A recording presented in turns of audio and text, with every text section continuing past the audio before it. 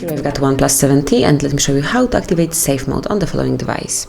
So at first tap on power key and hold it for a while, and then keep holding power off tap.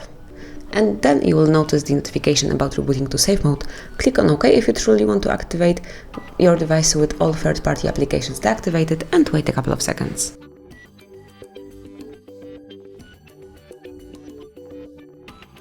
And this is it. As you can see, now we are in Safe Mode. You can see notification at the bottom of your screen, and you can use your device with all third-party applications deactivated.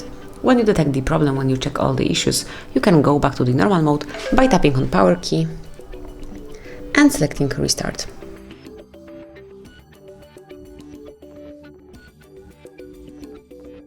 And this is it. That would be all. Thank you for watching. Please subscribe our channel and leave the thumbs up.